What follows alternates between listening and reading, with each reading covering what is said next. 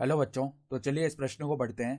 वक्र y बराबर x की घात 3 plus 3x² minus 4x minus 12 के वे बिंदु ज्ञात कीजिए जहां पर अभिलंब का झुकाव 1/7 है। अभिलंब का समीकरण भी ज्ञात कीजिए। तो यहाँ पर देखो, हमें एक वक्र का समीकरण दिया हुआ है और हमें इस पर वो बिंदु ज्ञात करने हैं जहाँ पर अभिलंब का जो झुकाव है वो 1/7 हो और अभिलंब का समीकरण भी ज्ञात करना है।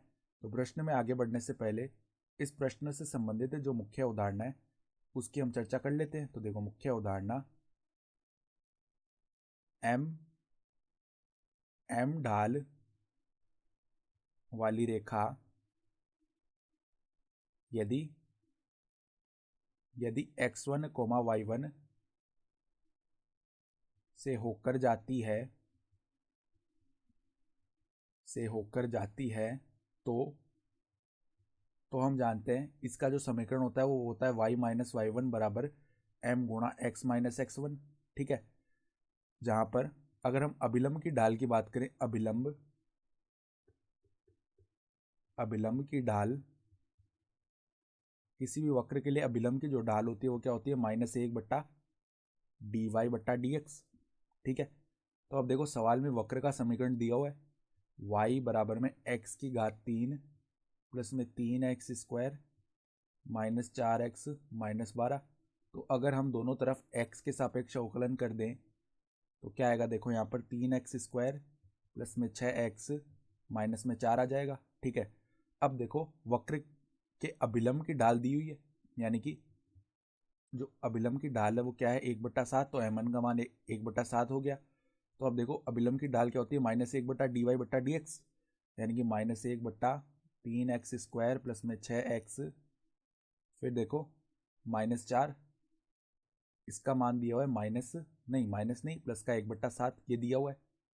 ठीक है, तो अब देखो यहाँ पर वज्र गुणन करते हैं तो 3x² प्लस 6x माइनस 4 बराबर में माइनस का 7 आ जाएगा, यानी कि 3x² plus 6x minus 4 plus 7 हो जाएगा प्लस का 3 बराबर में आ गया 0। ठीक है, तो ये हो गया x² प्लस में 2x प्लस 1 बराबर 0। 3 को उभयनिष्ठ ले जाके उस तरफ भेज दिया, यानी कि x प्लस 1 का ये वर्ग हो जाएगा, ये 0 के बराबर है, यानी कि x का मान आ जाएगा -1। अब x का मान -1 है तो y जो वक्र था वो क्या था, x की घात 3 प्लस में 3x² माइनस 4x माइनस 12। तो यहाँ पर x बराबर -1 रख देते हैं तो -1 बनेगा, प्लस में बन जाएगा 3 प्लस में 4 माइनस 12 ये बनेगा।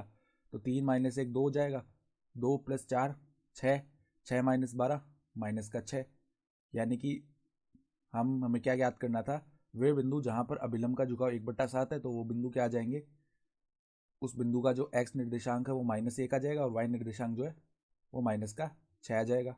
ठीक है, तो अब देखो यहाँ पर ये बिंदु आ चुका है, तो हमें क्या करना है, अब अभिलंब का समीकरण भी ज्ञात करना है।